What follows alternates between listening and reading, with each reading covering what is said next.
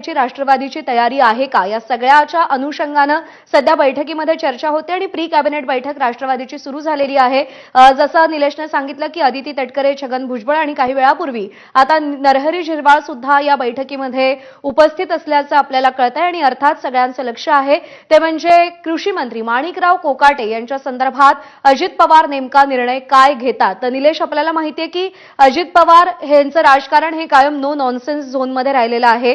कामातली दिरंगाई, कामातली कुचराई त्यांना सहन होत नाही आणि ते तिथल्या तिथे त्याचा निकाल लावतात।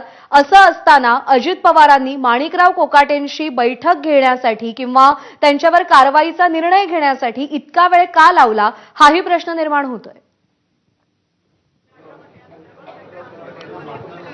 प्रज्ञा, अतिशय महत्त्वाचा हा प्रश्न आहे की अजित पवार या सगळ्या प्रकरणामध्ये वेळ का घेत आहेत। खरं तर माणिकराव कोकाटे आणि अजित पवार यांच्या संदर्भामध्ये जर पाहायला गेलं तर माणिकराव कोकाटे हे अजित पवारांचे अतिशय जवळचे मंत्री आहेत। ज्यावेळेस नाशिक जिल्ह्याचा संघर्ष उभा राहिला होता छगन भुजबळांचा, त्यावेळेस माणिकराव कोकाटे यांनी भूमिका घेतली होती। किंबहुना 2022चा आपण एक उल्लेख पाहूयात, ज्यावेळेस 2022 मध्ये अजित पवारांना पाठिंबा देण्यासंदर्भामध्ये मंत्र्यांमध्ये चर्चा सुरू होती। 2019 सालची ही गोष्ट आहे। 2019 साली ज्यावेळेस विरोधी पक्षनेतेपद अजित पवारांना दिलं गेलं पाहिजे या संदर्भामध्ये भूमिका घेण्याचा एक विचार होता। पक्षामध्ये अनेक वेगवेगळे दावेदार होते।